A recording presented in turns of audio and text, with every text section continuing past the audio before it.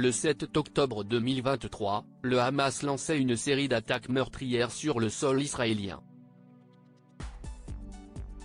De nombreuses personnes ont perdu la vie, tandis que d'autres ont été enlevées par le mouvement de la résistance islamique. Agnès Jaoui en a fait la triste expérience. 2 membres de sa famille du côté de son père ont été tués. Sa grand-mère de 80 ans et sa nièce de 13 ans ont en effet été assassinées. Agnès Jaoui @docteur Selon les informations relayées, leurs corps sans vie ont été retrouvés à l'entrée de Gaza. Malgré son immense chagrin, l'actrice et réalisatrice de 59 ans doit penser à d'autres membres de sa famille. 3 autres proches sont en vie, mais ils sont toujours retenus en captivité.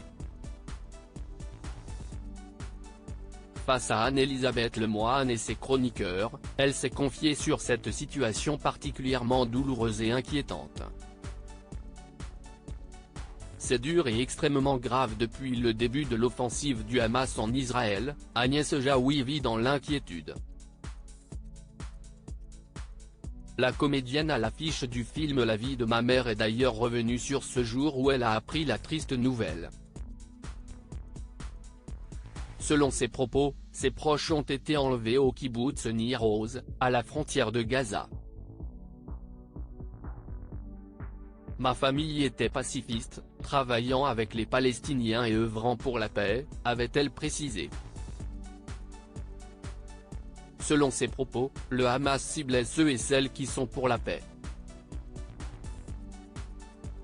Sur le plateau de cet avou, l'ancienne compagne de Jean-Pierre Bacri s'est confiée sur les membres de sa famille encore retenus en otage par le Hamas.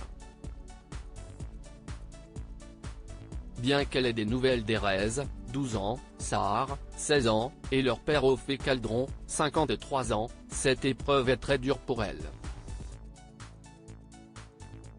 Je ne veux pas parler à leur place, mais c'est dur et extrêmement grave ce qu'il se passe en ce moment. À la tête, il y a un gouvernement qui est coupable. Bref, j'espère qu'il rendra compte de ce qu'il a fait et de ce qu'il fait.